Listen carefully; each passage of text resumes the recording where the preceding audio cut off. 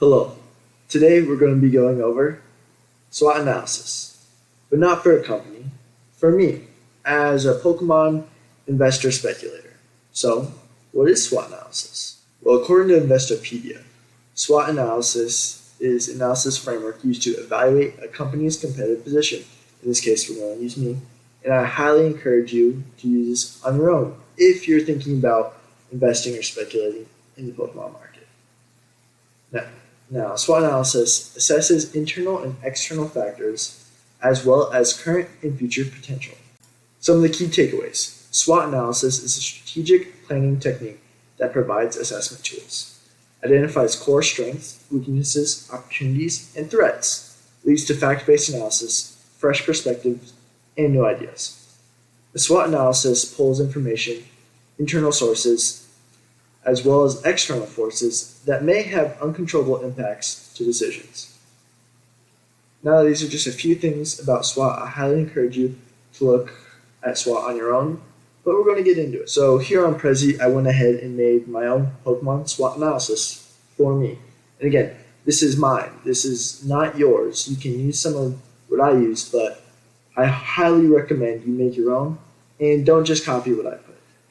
So we'll start off with strength of jump. So every week I put around 10 plus hours of learning from these people over here, plus more.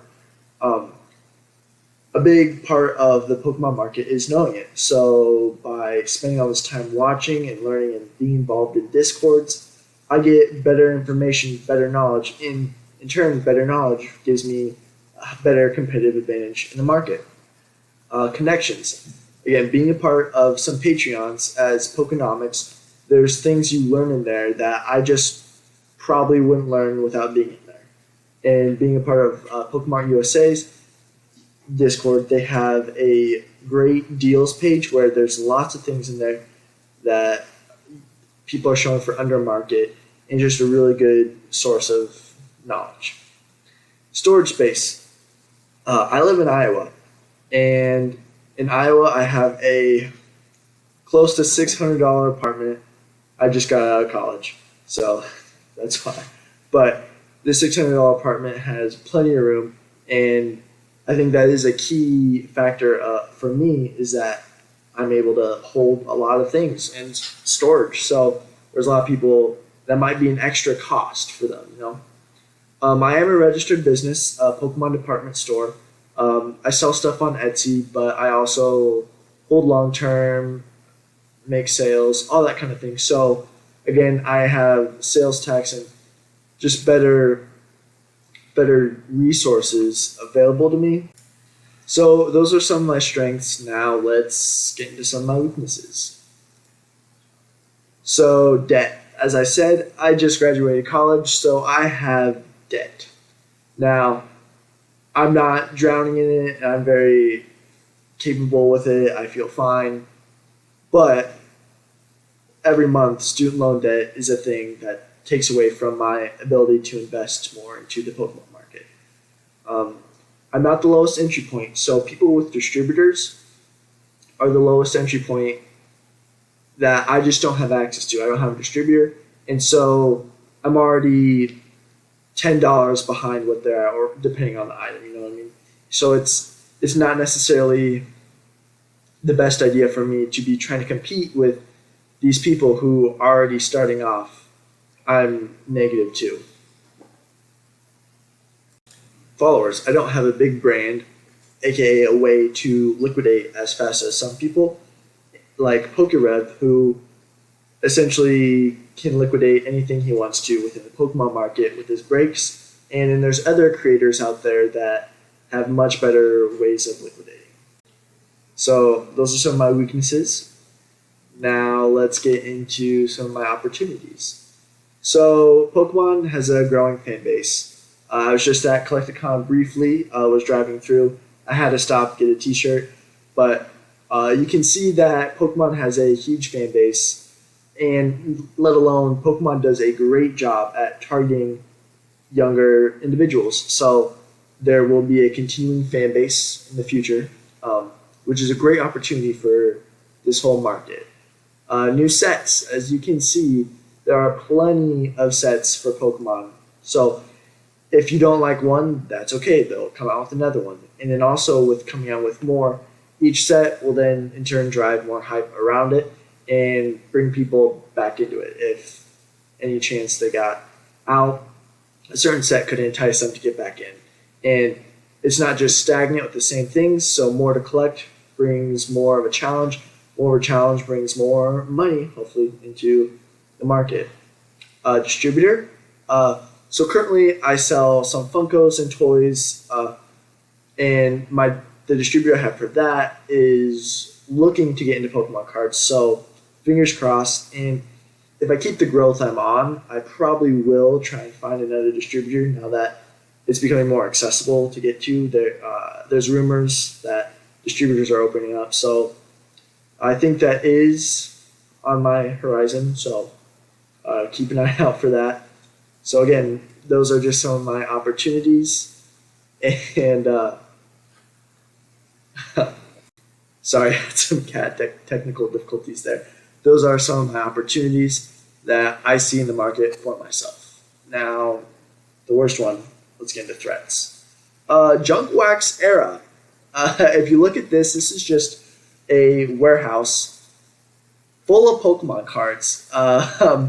You can see it's stacked pallets. It's not just one pallet. Like there's a lot of Pokemon cards out there, and most of those cards are going to be worthless. Whether it's just the commons, uncommons, they're probably not going to be as collected. And I mean, when I was a kid, some of those commons and uncommons, I would throw them away. And I assume if some of these are getting open, that's what's going to happen to them. So, again, junk wax era, that might be a stretch. I'm not completely sure, but it's a big possibility that there's a lot out there. And it might turn into a junk wax era if no one wants it. And if that's the case, everything I'm sitting on is going to go to zero, and that's a big threat. Competition. There's people like old school Pokemon out there who will sell 5-cent cards, put in hours of time, and I just can't compete with that. Having a full-time accounting job, I can't put in that kind of time and dedication to it. And so that moat there is keeping me from other areas. And in turn, he's pretty safe, and people who run kind of things like that are pretty safe and can take up my share of the market. Rising cost of product. So MSRP is supposed to be rising, and in turn, making my entry point for everything higher. So again, big threat to growth. Outside economic factors. So I'm not going to dive deep into the market, but we may or may not be in a recession, and in that kind of instance, it's definitely going to affect our market. Random expenses come up. Now, like 2 weeks ago, I went on a trip to Colorado through Denver, Collecticon. But right before that, I got my car diagnosed with that, and turns out I had to get new tires. So luckily, I know someone who gets them cheaper, but again, that was running around $1,000 if I didn't have this connection. So $1,000 on top of a trip that's multiple states away, and it's not something I could just avoid. So that definitely hurt the budget. But things come up, life happens, and you're not able to deal with it. And first thing for me that gets cut out is Pokemon. Hi. One thing I also want to just quickly add in is that if these random expenses eat into all of your savings and everything you have because you put it all in Pokemon, then you're going to have to sell cards, and you aren't going to be able to sell them at the time you want, making it less optimal and in turn losing potential revenue. So And those are just some threats, and I hope you were able to kind of use this as an example and build your own, because I think it's important for anyone who's looking to invest in something to do a SWOT analysis on it, to really dive into their strengths, their weaknesses, the opportunities they have, and the threats they have. Because an uninformed investment is a bad investment. And I will leave a link in the description down there to do your own SWOT analysis on a blank template. Again, I hope this was informative. If you have any questions, let me know. And also, just because you enjoy Pokemon doesn't mean you need to see it as an investment, doesn't mean you need to see it as a speculation. You can enjoy Pokemon and not base financial value on it. There can be financial value historically. Through COVID, we saw that you can have financial gain through it, but that doesn't mean that it will, and that doesn't mean you should base anything off of that. So if you're able to get through my whole rant on that, again, like I said, I'll have a link in the description. If you found it helpful, please leave a like. Ask me questions. Leave me comments on what I can do to better this YouTube channel. If there's anything that you thought I didn't address, feel free to call me out, and because I want to get better with my analysis on myself. So, have a good day and keep collecting.